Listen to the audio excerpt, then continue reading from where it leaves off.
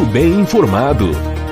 Acompanhe diariamente as notícias mais relevantes da Baixada Santista, acessando o site e redes sociais do Diário do Litoral. Diário do Litoral. Somos impresso, somos digital, somos conteúdo. Visite nosso site e siga-nos em nossas redes sociais. www.diariodolitoral.com.br.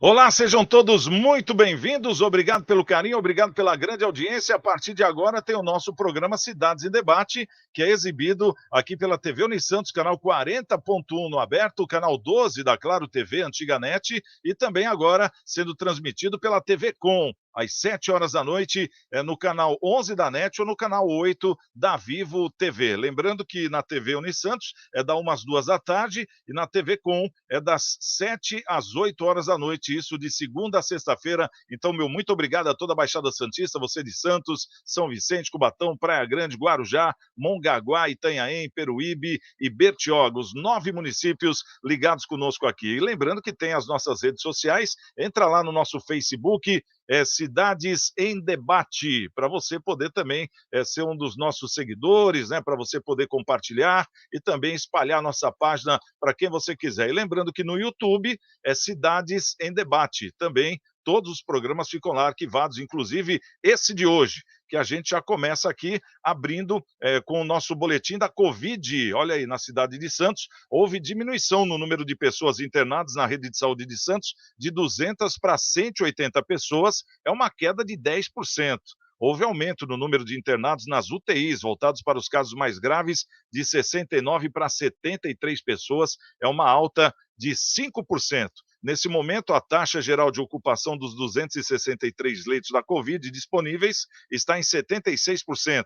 Entre os 110 leitos de UTI, adulto e pediátrico, a ocupação é de 66%. Na rede SUS, a taxa é de 69% e na rede privada é de 65%. E a gente sempre utiliza também esse site aqui que é importantíssimo, é o santos.sp.gov.br/saúde/dados coronavírus, para que você fique inteirado aí em tempo real com todos os dados atualizados aqui no nosso Boletim Covid. Bom, começando aqui o nosso programa, vamos chamar aqui o doutor Maurício Baltazar de Lima, ele que é advogado, ele que é comentarista também aqui do nosso programa. Doutor Maurício, seja bem-vindo, tudo bem?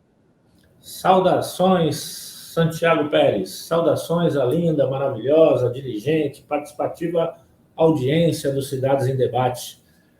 Enfim, cumprimento a todos, inclusive meus pares aí de mesa, esperando que o programa de hoje seja capaz de informar, entreter, enfim, agradar toda a sua comunidade. Uma boa tarde, uma boa noite a todos. Vamos lá, então. E conosco também o nosso querido Eduardo Lustosa. O Eduardo Lustosa já esteve aqui no programa no ano passado.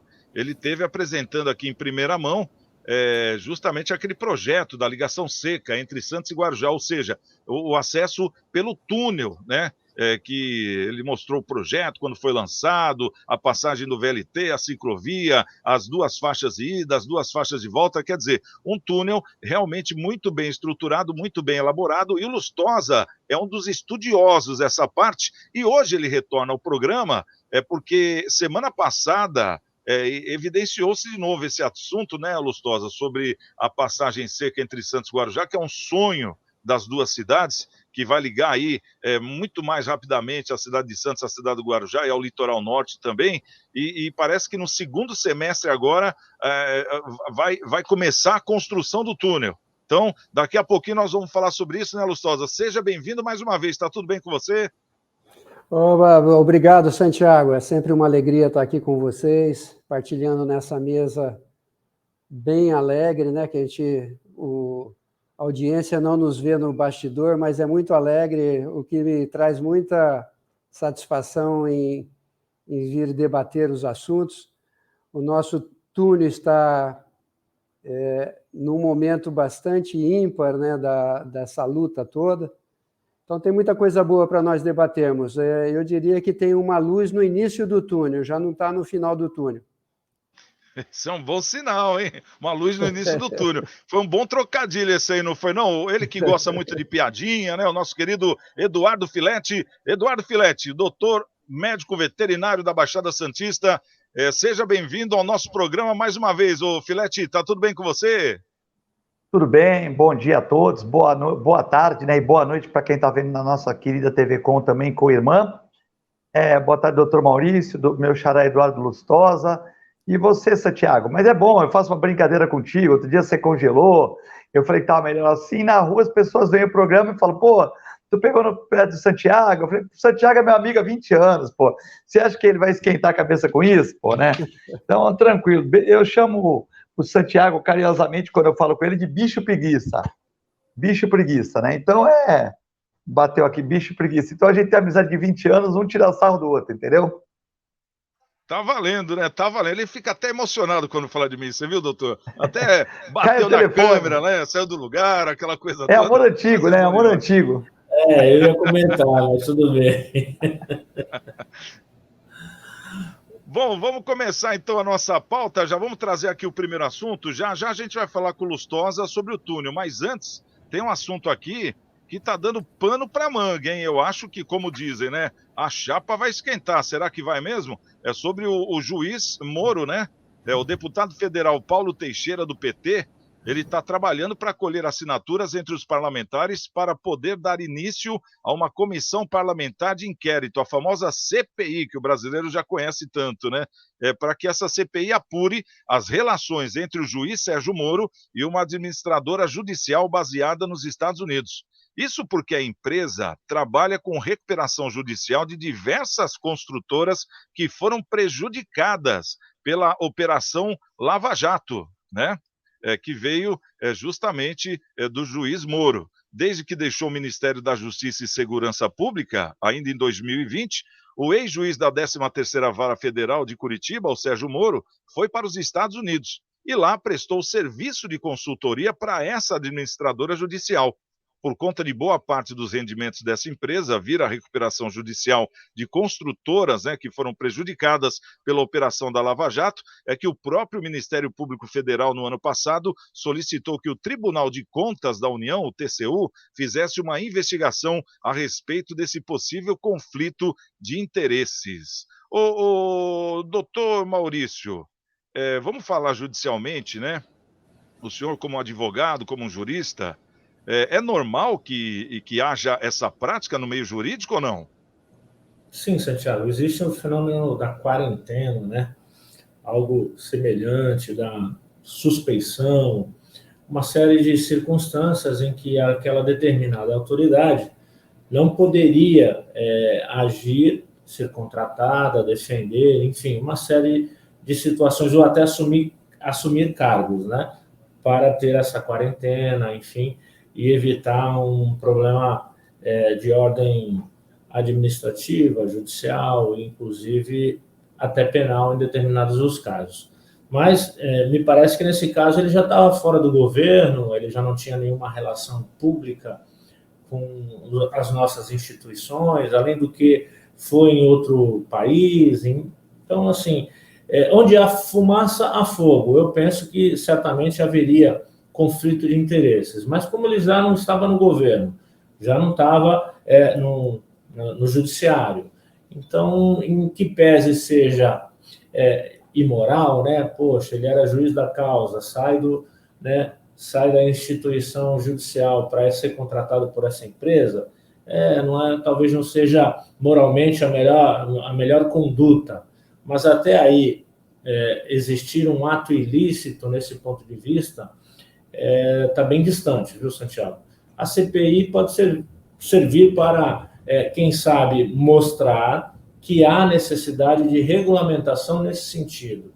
Porque a regulamentação, assim, se ele saísse de um cargo público, como, por exemplo, secretário de Justiça, e fosse para o Supremo Tribunal Federal, ou, ao contrário, se ele saísse do cargo público de juiz, de ministro, e fosse advogar para aquelas pessoas ou pessoas jurídicas, pessoas físicas ou jurídicas, que tinham conflito tanto com o governo federal ou com que ele tivesse julgado no judicial no âmbito do nosso território nacional.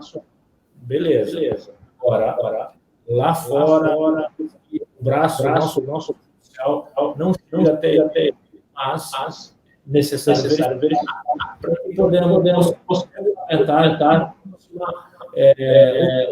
olha, ou que saísse do cargo público, por quanto tempo ele não poderá defender ou trabalhar por empresas que teve alguma relação direta ou indireta com o governo ou com o cargo público que ele ocupava. Me parece que não existe essa regulamentação vigente neste momento capaz de dizer que ele cometeu algum ato ilícito. Ô, doutor, mas é aquela questão de ética, não existe a ética? Por exemplo, ele era um juiz federal, de repente tratou desse assunto a nível nacional, repercutiu na mídia, ficou evidenciado. De repente, ele, até por causa disso, ele foi eleito, foi chamado, né, para ser o ministro da Segurança Pública. Ele foi o ministro, aí de repente ele sai lá do ministério por conta própria, quer dizer, enfim, por alguma articulação que não deu certo, segundo nós ficamos sabendo, né, que ele indicou lá o delegado federal, sendo que essa indicação tinha que ser feita pelo presidente. O presidente não gostou, então o presidente exonerou aquele e colocou o dele, né? Quer dizer, está na razão dele, quer dizer, sem conversar com o presidente, aí achou que o presidente tinha o dever de indicá-lo para o STF, para ser um ministro do STF, quer dizer, ele pôs muito, né, a carroça na frente dos cavalos, né? Aí quando sai, depois desse mal-estar todo no governo, vai morar nos Estados Unidos, claro, né, para tirar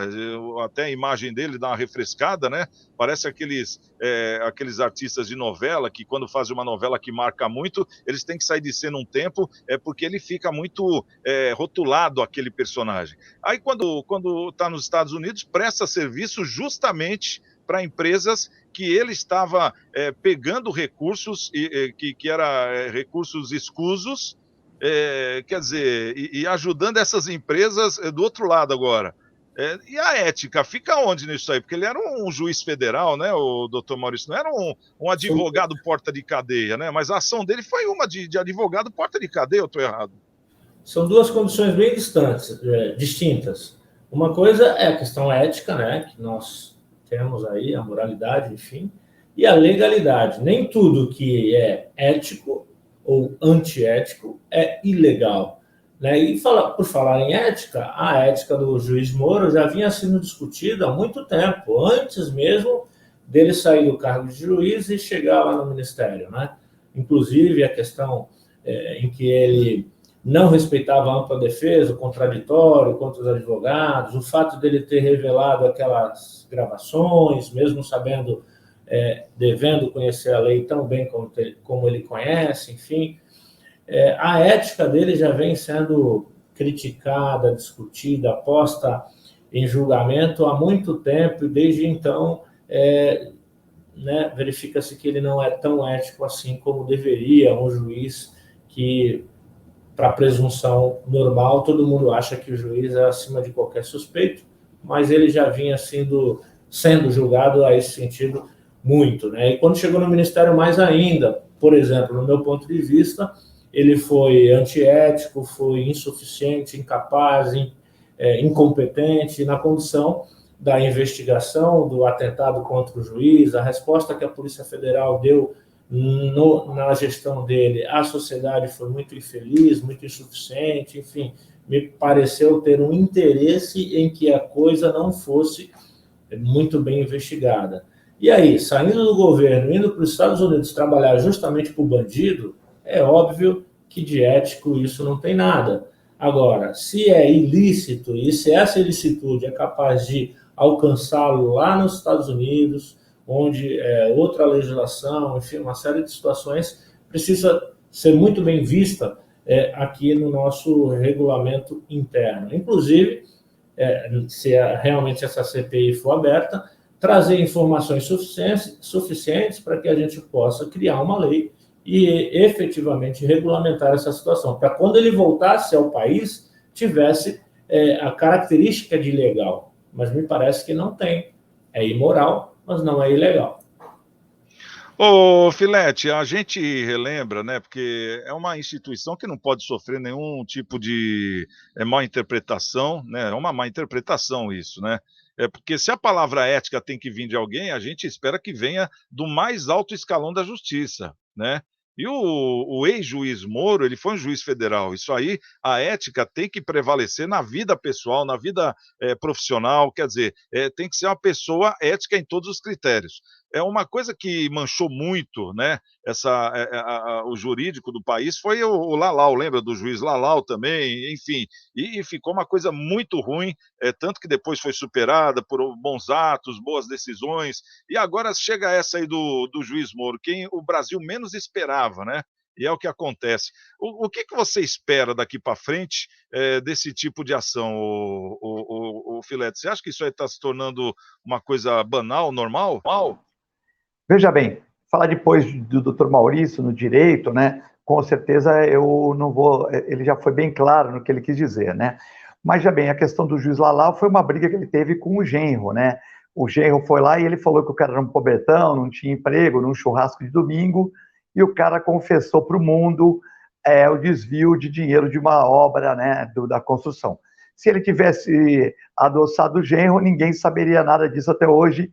E seria o grande juiz que construiu lá o ministério, o grande prédio, seria o juiz excelente. Mas ele brigou com o genro, que era pobre, ofendeu ele, devia ter tomado umas canjibrina, né, uns Red Bull, né, tal a mais, e aí o problema se complicou, né? Foi uma denúncia do ex-genro dele. Beleza. Eu queria dar um exemplo, né, só para as pessoas entenderem, já que o Dr. Maurício foi convivo. Na época da Inconfidência Mineira, né, o Tiradentes, ele era abolicionista. E quando ele foi morto, também, quando ele foi morto, ele foi esquartejado e foi colocado o corpo dele, cada um no norte, leste, oeste, sul de Minas Gerais, nas entradas de Minas. E um dos inconfidentes, ele conseguiu fugir do Brasil, né? Ele conseguiu fugir do Brasil, e ele, além de inconfidente, eles eram abolicionistas, ou seja, eles queriam o fim da escravatura. Esse amigo de Tiradentes, abolicionista tal, ele casa na Europa com a filha do maior exportador de negros para o Brasil. Então ele vai lá, conhece a moçoila, né, tal, uma família abastada, e ele casa. E ele toma conta da empresa do pai da agora mulher dele, certo? E começa a mandar negros para o Brasil, ou seja, começa a exportar, né? Ou seja, a exportar pessoas, seres humanos, uma coisa horrível. Ou seja, ele era um inconfidente, um abolicionista. Quando ele conseguiu cair fora do Brasil, Tiradentes ficou. Ele caiu fora. Ele casou com a moçoila e foi convencido pelo sogro, que exportar pessoas, cometer crimes, era melhor do que ser do contra. E então, mais ou menos o Sérgio Moro, né? Eu defendo o Sérgio Moro na questão que eu não sei se ele pediu para o Bolsonaro ou não. O Bolsonaro falou que ele pediu, né? Então é a mesma coisa que eu falar, olha, o Santiago falou para mim que eu só ia participar no programa se eu fosse de preto. Não sei. Isso eu não posso dizer se o Bolsonaro está certo ou se ele está certo. Eu não sei se ele pediu para o Bolsonaro isso. O Bolsonaro está falando agora, respeito o Bolsonaro, respeito o Moro nessa questão. Na outra questão de ele ir para os Estados Unidos trabalhar com esse pessoal, sou totalmente contra. Para mim, é legal, mas é imoral. Ponto. Acabou já? Agora está ficando legal a história, Filete? Bom, mas não. É que eu vou falar de direito depois do Dr. Maurício, aí eu tenho que dar um exemplozinho, tal, né, entendeu? Porque ele já falou o ponto de vista dele, que é claro, é cristalino, né? Eu não vou discutir ponte ou túnel com o meu xará Eduardo, eu posso dar uma complementadinha, entendeu? Mas não dá para discutir com ele, o cara é estudioso nisso, pô. Mas a gente tem que... Tá certo. A gente tem que dar conhecimento de história do Filete, né? Tá de parabéns, é isso aí mesmo. Um inconfidente que tornou o escrava. Ô, Filete, eu não sei se você está com retorno aí, se tiver, ele deve estar um pouco alto. Dá uma baixadinha, porque eu acho que está dando um retorno na voz dos convidados aqui através do seu retorno, mas de quanto a isso a gente resolve. Bom, vamos trazer um outro assunto aqui. Ô, Lustosa, você quer falar sobre o juiz Moro também? O que você acha dessa situação? Você acha que ele deve sofrer essa CPI aí por ter essa ligação com a empresa que ele investigava e agora, de repente, ele defende? Como é que você vê esse tipo de ação?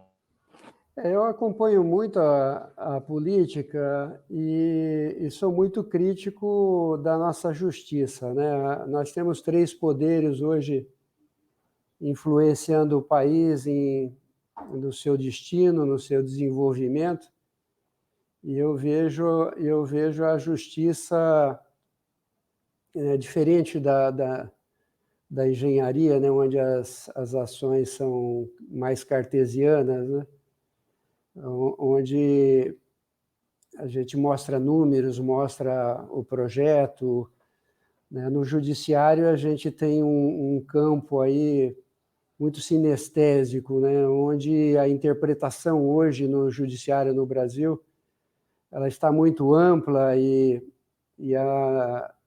as interpretações elas não são lineares, né, como nós engenheiros gostaríamos de ver.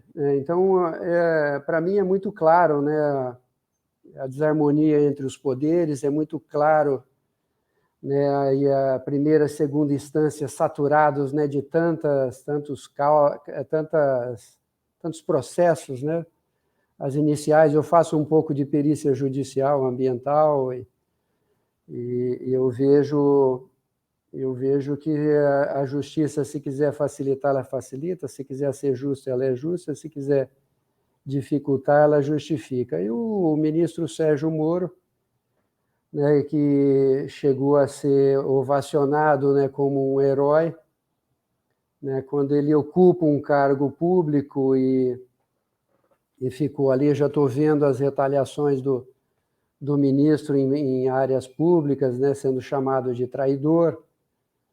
Então, nesse país pluripartidarista, com 35 partidos, né, ocupando aí a nossa política, e mais uns 15 tentando entrar para a representação, né, da nossa democracia tão fragilizada, eu sou muito crítico disso, né? A própria OAB lá com o seu ex-presidente nacional aí, eu vejo uma confusão muito grande e por mais sistema, né?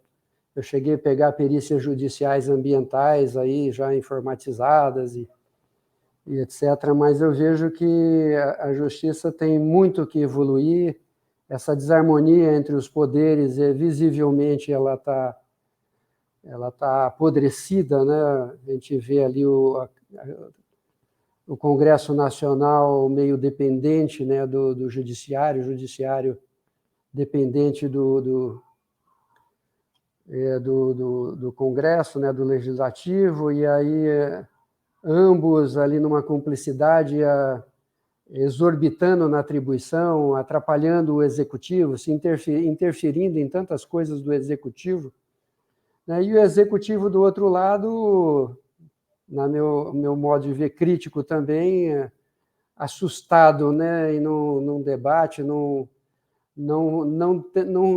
traz uma contradição ali. Esse assunto não é do Judiciário, esse assunto não é do Legislativo, esse assunto é do Executivo. Então, a gente vê o país muito confuso nessa justiça cega, né?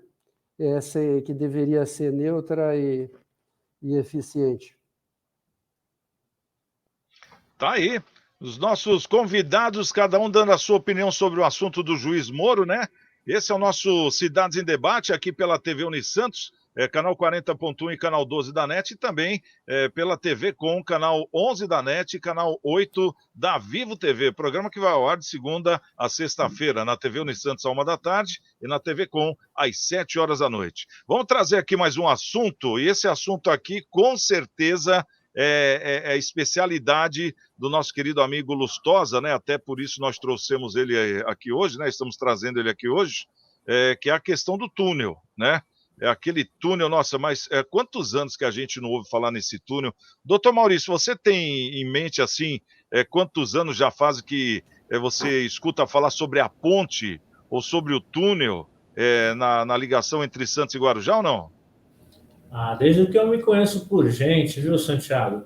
Você sabe que eu sou egresso da família caminhoneira, né? Eu só não sou um caminhoneiro hoje porque eu amo ser advogado, gosto, sempre quis, me divirto trabalhando, mas tenho caminhões, os meus irmãos, os meus primos, meus tios, vários amigos são caminhoneiros. E para esse nicho econômico, a ausência de uma ponte ou de um túnel, enfim, traz prejuízos de toda ordem há décadas, né? Porque são filas, são questão, né, inclusive com reflexo ambiental, como o Lustosa, que é especialista, deve comentar sobre isso, né? Essas filas enormes atrapalhando, enfim, o frete tem valor econômico baseado na quilometragem, acaba sendo prejudicado porque não tem a ponte, tem que dar a volta em todo o canal, Cubatão, enfim, para chegar no Guarujá e vice-versa. Então, assim, só desde a época do nascimento econômico do Maurício, né, que começou a entender essa situação, dentro de uma família caminhoneira, já verifica a necessidade, desde então, de uma ponte ou de um túnel. E agora, já formado, advogado, atuante, para a economia de toda a região, sem dúvida nenhuma, vai ser um divisor de águas. Com o túnel, certamente nossa região vai crescer muito e rapidamente. Serão, no meu ponto de vista, 100 anos de alegria aqui para a nossa região, se materializado for o túnel que, segundo consta, vai trazer aí o Eduardo. Boas notícias, é isso, Eduardo? Já ele vai estar falando. Eu queria saber a opinião do Filete. Primeiro, não sei se o Filete está nos ouvindo ou está com problema técnico. Filete, está nos ouvindo, Filete? Eu estou ouvindo, vocês estão me ouvindo? Eu estava sem que eu só não estou vendo a sua imagem. A gente sabe que melhorou bem, né, sem a sua imagem agora, mas melhor. É sempre um prazer, né, ter você aqui também para poder assustar aqueles menos avisados. Ô, Filete, quantos anos faz que você já ouve falar do túnel, ou então daquela ponte, né? Porque antigamente falava da ponte, inclusive tinha até uma maquete, eu me lembro, que fazia lembrar muito aquele estacionamento do Praia Mar, né? A entrada do estacionamento, que era o caracol, né? Para subir, para depois ligar e descer, porque tinha que ser uma ponte muito alta, enfim, não tinha espaço. Há quanto tempo? Você se recorda quantos anos faz já que você ouve falar da ponte ou então do túnel, Filete? Tem um jornal de 1937 que fala do túnel, da ponte, né? Da ponte e tal. Teve a maquete do Serra, gastou 6 milhões para falar do túnel, né?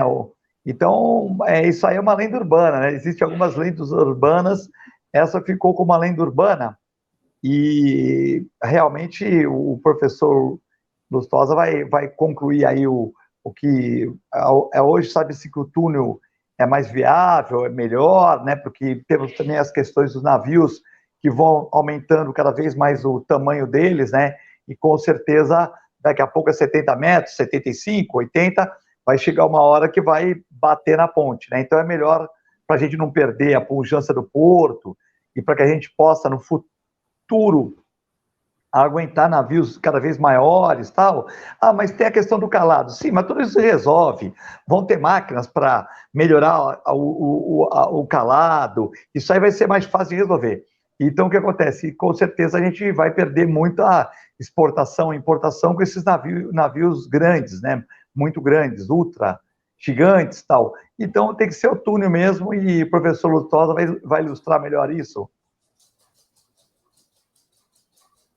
Tá certo. Inclusive, eu acho que o que já foi feito de projeto nesses anos todos do túnel, de matérias, de maquetes, Eu acho que daria já para ter construído uma ponte ou um túnel já faz muito tempo, só com dinheiro desses projetos que não deu em nada, essa que é a grande verdade. Bom, então vamos trazer aqui a notícia, né, até para o Lustosa, que é o especialista na matéria, poder conversar conosco aqui no programa. O Conselho do Programa de Parcerias de Investimentos, o PPI, recomendou a qualificação dos estudos para implantação e exploração da ligação seca entre Santos e Guarujá, com a construção do túnel imerso localizado na área da Poligonal do Porto de Santos. No último dia 20, semana passada, a resolução foi publicada no Diário Oficial da União e, de acordo com o documento do PPI, os estudos serão finalizados até março desse ano, 2022, e o leilão para a obra vai ocorrer no segundo semestre. Os estudos serão submetidos à deliberação do presidente da República para a qualificação do âmbito do programa. A ligação seca entre os municípios é uma antiga reivindicação da população da Baixada Santista, com impactos positivos na economia nacional, com o desenvolvimento dos negócios do Porto de Santos e na melhoria da qualidade de vida dos municípios, com o avanço da mobilidade urbana. Segundo Casemiro Tércio Carvalho, engenheiro naval e porta-voz da campanha Voo de Túnel, movimento de empresas e sociedade civil em prol da construção da obra, a resolução do PPI é mais um passo importantíssimo para que o túnel saia do papel. Meu amigo Lustosa, primeiramente é um prazer muito grande em tê-lo aqui no programa, mais uma vez, de poder falar sobre esse assunto, que é um assunto que realmente deixa a população, não só de Santos e do Guarujá, mas de toda a Baixada, que vai ser uma ligação seca para muita gente, né? Vai deixar todo mundo muito assim otimista. Você acha que nós devemos ter esse otimismo dessa vez? Ou você acha que não passa de mais um passo político? Porque no segundo semestre é justamente quando vai ter eleição aí de presidente e governador. Ou você acha que dessa vez vai independente de politicagem? Bom, nós temos 92 anos, né, de registro na mídia desses projetos, né, que vieram e foram apresentados, estudados, e muitos deles em época política, sim, né? A gente sabe que os projetistas e os políticos pensam melhor no ano de eleição. E então, felizmente, não fizeram um apunte, né? Se nós tivéssemos esse caracol citado, meus amigos, se ele tivesse sido construído, nós já estaríamos estudando como implodir, né, sem comprometer a livre navegação.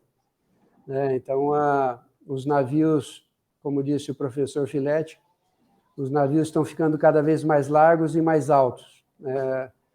Justificando a questão do calado, né, o nosso gabarito do porto, e no plano estratégico, ele jamais vai passar dos 17 metros. Isso escrito hoje, né, até porque você precisaria de muitas obras de abrigo, contenção, para que não houvesse erosão da nossa rampa praial, como nós já estamos assistindo, né? Nós já temos uma erosão da rampa praial. Ali no aquário, onde você dava um passo acima, né, para entrar na praia, hoje tem uma erosão de 2,40 metros, mais ou menos, de profundidade. Então, essas questões, né, que envolvem canal de navegação em áreas urbanas, em baías abrigadas, a engenharia traz limites.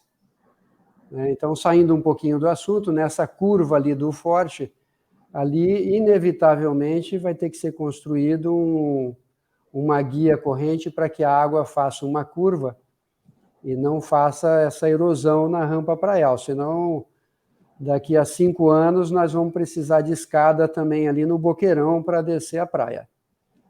Nós vamos ter uma erosão ali de 20 milhões de metros cúbicos e uma alteração bastante grande.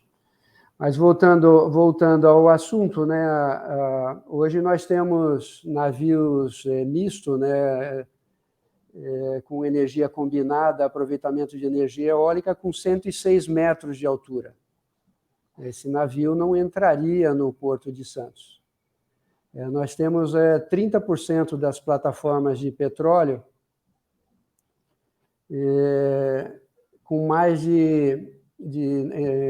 com em torno de 130 metros de altura na sua torre, também não passariam sob essa ponte.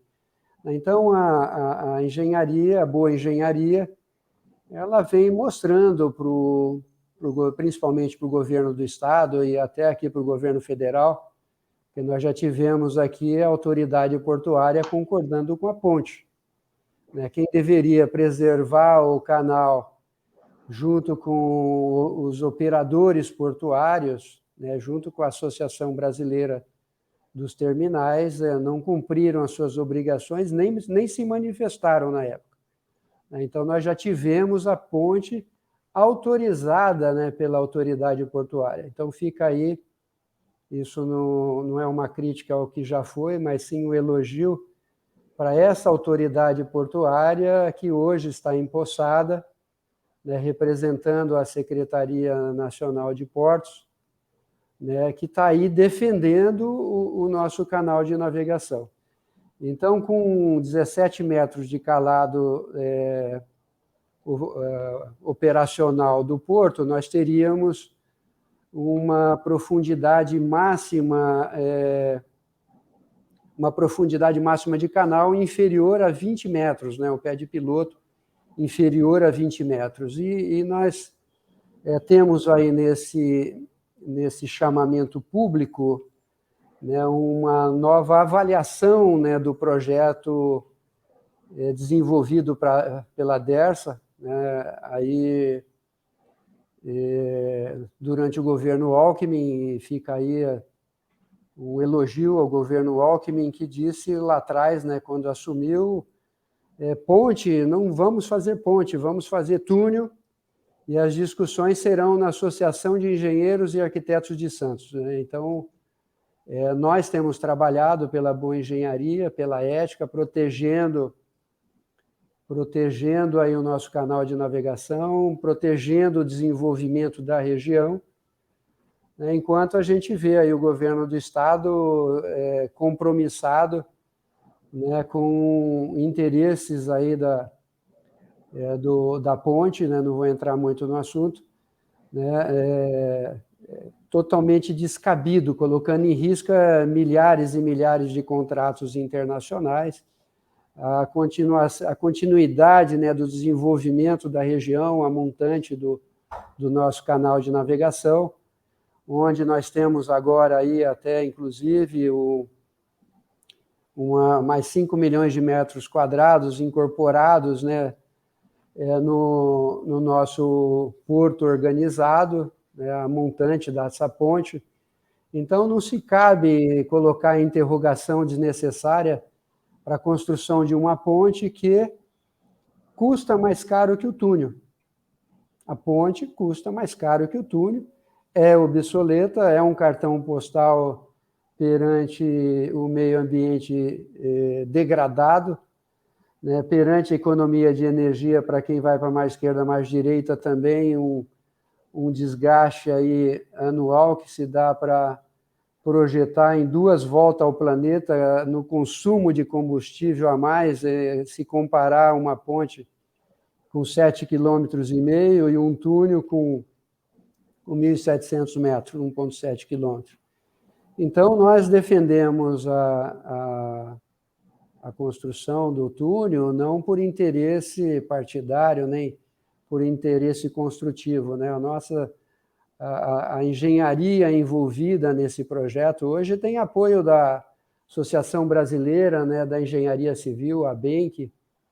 Nós temos o Sindicato dos Engenheiros do Estado de São Paulo, com o logo lá cravado, apoiando a obra correta que a engenharia enxerga como adequada. Nós temos a união das associações do litoral paulista, das associações de engenheiros do litoral paulista, apoiando, aí envolvendo associações de engenharia e arquitetura, lá de Registro até Bertioga, todas apoiando essa obra correta que deve ser preservada. E dentro e dentro dos apoiadores hoje, né, fazendo votos aí, né, e gratidão, nós temos o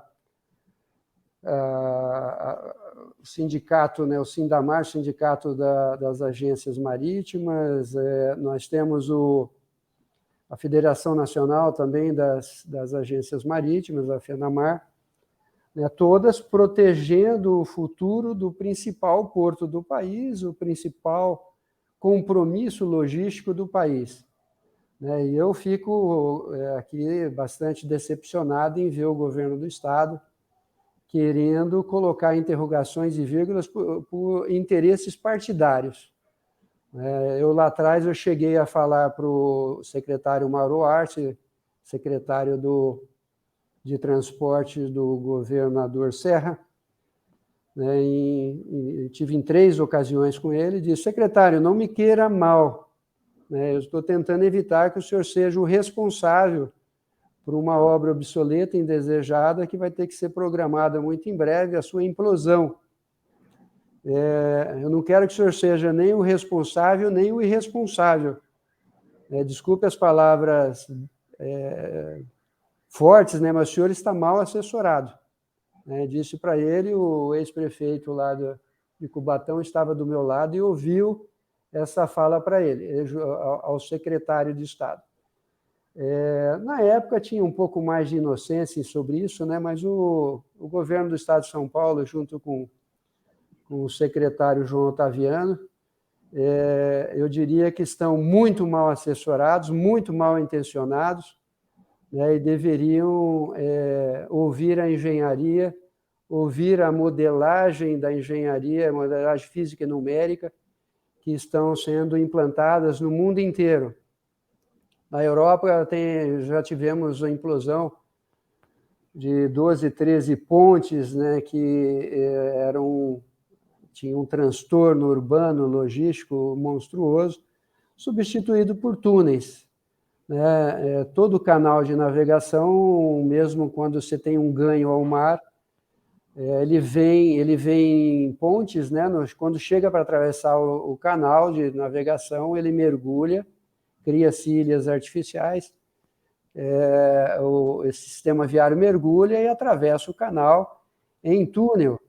Então, nós não estamos aqui defendendo o obsoleto, nem construtora A, B e C, nós estamos defendendo a ética cidadã, a ética da engenharia, da boa engenharia, como o Tércio gosta de falar, nosso outro porta-voz competente, né, que também merece o mérito, né, de ter nessa estrutura, né, da autoridade portuária plantada a semente de que não há o que pensar, né, não há dúvida, né, de quanto a discutir ponte ou túnel. Ponte ou túnel foi lá atrás, né? Nós fizemos um evento na Associação de Engenheiros, trouxemos grandes especialistas, o professor Tarcísio Celestino, ex-presidente do International Tunneling and Underground Association, um gênio aí da coisa, trouxemos o Hans Herold, trouxemos aí para um seminário internacional a Royal Haskone,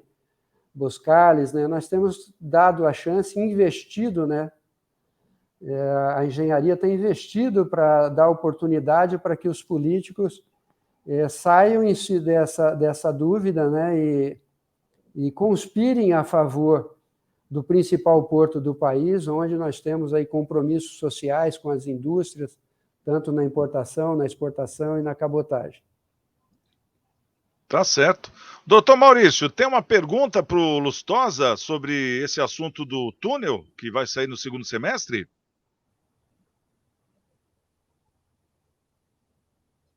Acho que o microfone está fechado, doutor Maurício. Eu gostaria de saber do Lustosa, assim, qual foi o último passo? Hoje, efetivamente, a que distância estamos da efetiva materialização do túnel? E o que falta para cumprir esse restante, Lustosa? Boa pergunta, doutor. Na realidade, eu não falei da PPI, né, que está na contextualização, na narrativa do Santiago, mas nós estamos muito próximos, porque a autoridade portuária ela promoveu um chamamento público e hoje nós temos nós temos um grupo trabalhando o novo projeto do túnel, né? Que o projeto da Dersa, eu não sei por que cargas d'água, não participei efetivamente da equipe, né, de projetos, mas eles levaram ali para o bairro do Macuco, onde, muito provavelmente, tentando reduzir as curvas, né, das embocaduras do túnel, e eles ali tinha desapropriação e trazia alguns conflitos, até ali na área do Filete ali. Uma entrada de caminhões nos bairros é totalmente descabido. Essa autoridade portuária, ela colocou a embocadura do túnel, as 3 alças ali na área do terminal de passageiros, né? E ali nós temos a embocadura da alça norte e sul da perimetral e a entrada do VLT, que atravessa, sai do outro lado, na área de servidão de passagem da usina de Itatinga, e o VLT entra ali, estação Praça 14 Bis, e numa apresentação que nós fizemos lá no Guarujá, nós colocamos lá já o alerta, a estação Aeroporto Metropolitano do Guarujá. Então, e esse VLT atravessando, né, que ele na Santos Dumont, ele vai até a Puglisi e faça o retorno lá na praia de Pitangueiras. Ou seja, estamos integrando com o VLT aquilo que ele precisa, inserir a população dentro desse cenário, integrando São Vicente, que sai em breve Praia Grande, né, São Vicente, Santos e Guarujá. Né? Então, uma região metropolitana tem que cuidar desse urbanismo, e esse urbanismo ele está hoje inserido aí no nosso primeiro fórum Voo de Túnel, né, desenvolvido e coordenado junto com a UVEBS, União dos Vereadores da Baixada Santista. E está lá o vereador Betinho Andrade, o Pedrinho, né, da UVEBS, né, trabalhando junto com o Voo de Túnel para esse próximo fórum, né, que vai ser aqui no Centro de Convenções, aqui na janela da minha casa, e já com a presença confirmada do presidente Bolsonaro e do ministro Tarcísio. E, se não me falha a memória, hoje estava para confirmar a agenda do secretário nacional de Portos, o Diogo Piloni. Então, nós estamos muito próximo, né, de transformar essa modelagem que está sendo refeita no projeto do túnel, né, que mudou para a área do terminal de passageiros, onde não temos desintegração, não, como chama? Desapropriações. Nós não temos desapropriações da comunidade em Santos. E segue para o Guarujá, ali ao lado do terminal da Santos Brasil, do lado da Torre Grande. Né? E, então, essa modelagem física está sendo refeita, né? O projeto está sendo refeito, o Tércio tem trabalhado, assessorado isso, ele tem uma visão excelente dessa coisa, junto com uma consultoria muito provável aí de uma empresa de engenharia internacional, já que a nossa engenharia nacional, não tem nenhuma acervo, né, sobre construção de túnel imerso. O túnel imerso é diferente desse túnel que nós temos na Imigrantes, nós temos no Rodoanel, temos os túneis ferroviários cavados, né? O túnel imerso ele é feito com uma outra engenharia, e a nossa engenharia está brigando para que a gente tenha aí esse primeiro túnel imerso aqui em Santos. Nós já sabemos que Itajaí também já inspirado, né, eles falam isso nas suas comunicações públicas, que eles já vão, através de financiamento com o Banco Mundial e etc., eles também vão construir um túnel lá, fazendo a ligação margem esquerda, margem direita, ali Itajaí, Navegantes, aquela coisa toda, numa integração metropolitana na região, num projeto muito bonito. Inclusive, o presidente, o CEO do projeto, ele vai estar nesse nosso seminário também, trazendo lá a inspiração dele. Mas, concluindo e respondendo, né, ao Maurício, nós estamos muito próximos, porque o governo quer, ambos os municípios querem, nós já temos uma modelagem financeira com a PPI, no Programa de Parcerias de Investimentos, assinado pelo ministro Paulo Guedes, ou seja, a verba comprometida, com governo ou sem governo, mudando o governo ou mantendo o governo. Nós teremos um projeto aprovado, uma verba carimbada, e agora vamos de túnel. Dessa vez vai, doutor. Coisa boa, boa notícia. É justamente a minha pergunta, se ia ter política no meio, acabou respondendo aí de finalzinho, graças a Deus. Ô Filete, é um programa esse que nós estamos fazendo aqui, importantíssimo, né? Porque esse programa, historicamente, daqui a alguns anos, a gente vai estar reassistindo e vamos estar analisando, né, o que está sendo feito aí no desenvolvimento da nossa Baixada. Agora fica aqui uma pergunta também, né? É capaz de construir o túnel e o VLT para o lado do Guarujá primeiro do que para o lado de São Vicente, né? Esse que é o ruim da história, deveria ser os dois construídos ao mesmo tempo.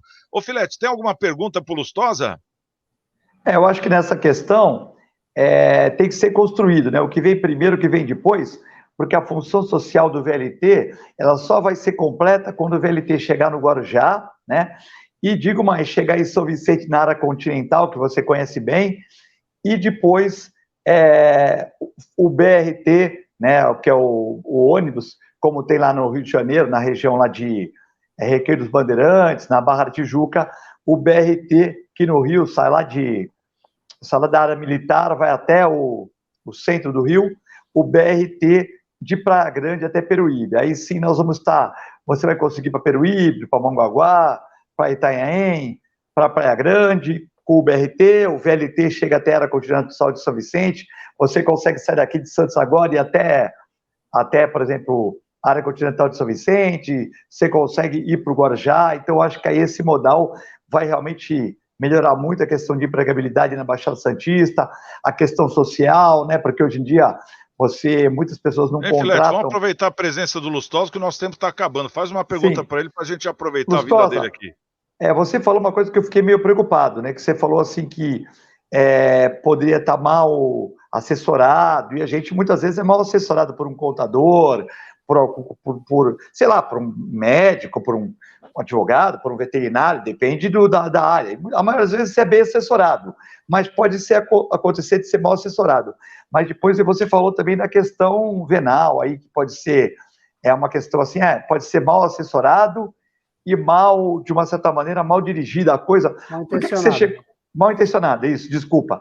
Por que você chegou a essa conclusão que poderia haver uma má intenção? Essa questão eu queria que você explicasse. Lógico, você não afirmou nada.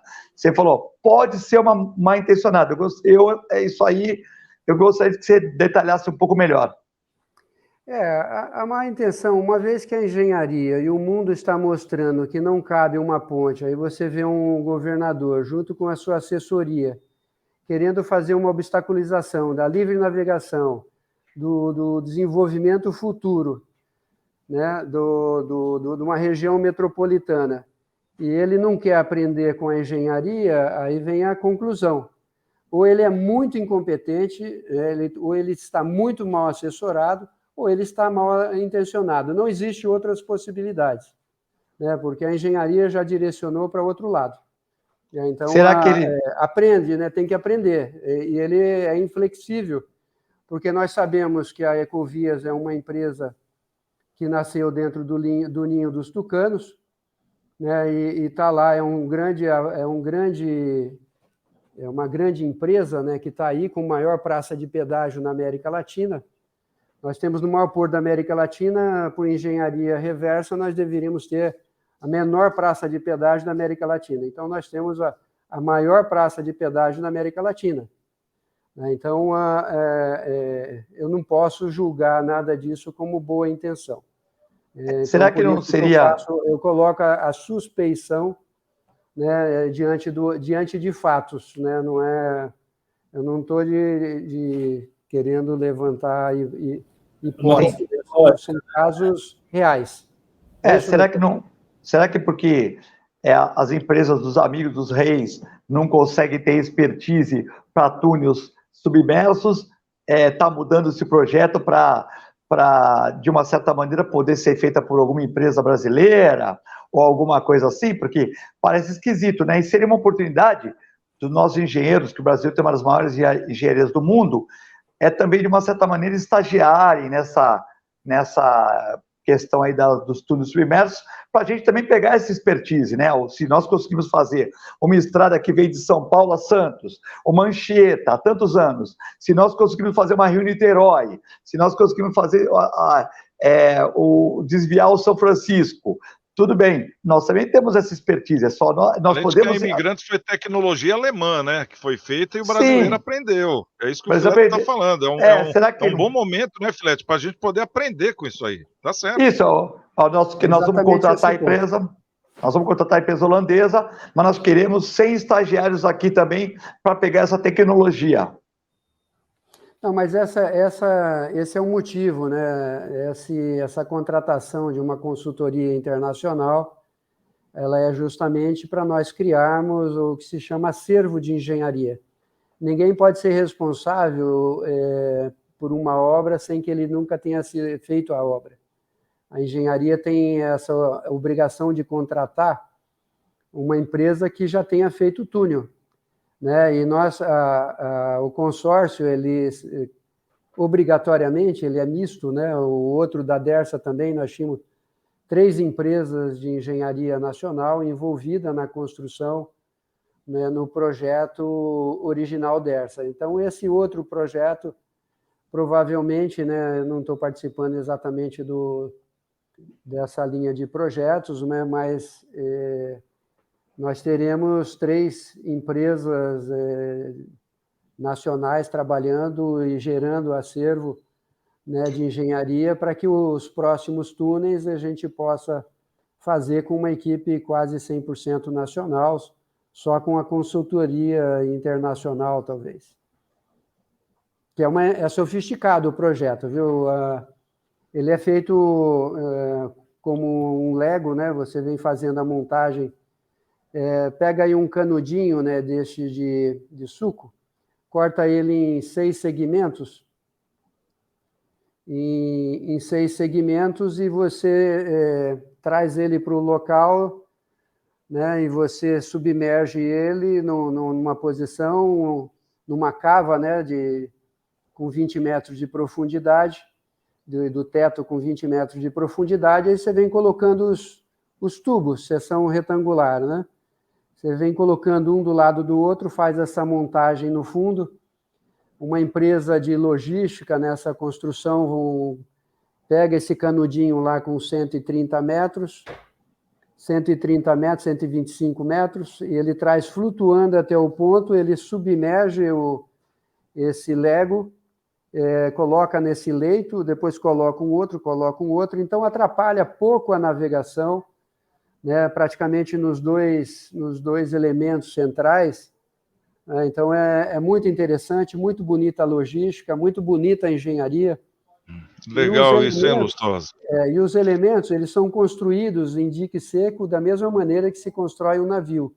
Você faz uma armação de aço, tem uma tecnologia de concreto aí avançadíssima, né, para que isso funcione. Há uma borracha de vedação que conecta as 2 faces dos segmentos. Lustosa, eu vou ter que trazer você outra vez aqui, porque o nosso tempo já chegou ao final aqui, tem muito assunto ainda, né? Vamos trazer aí o Lustosa mais vezes. Quando você tiver alguma novidade, você me dá um toque que você vai ser prioridade no programa. Quero agradecer a presença do Dr. Maurício Baltazar de Lima, nosso advogado, nosso querido engenheiro Eduardo Lustosa, também o nosso querido Dr. Eduardo Filete, pela aparição no programa de hoje, e a você principalmente. E amanhã estamos de volta à 13h da tarde. Um grande abraço. Estamos com Deus. Até amanhã.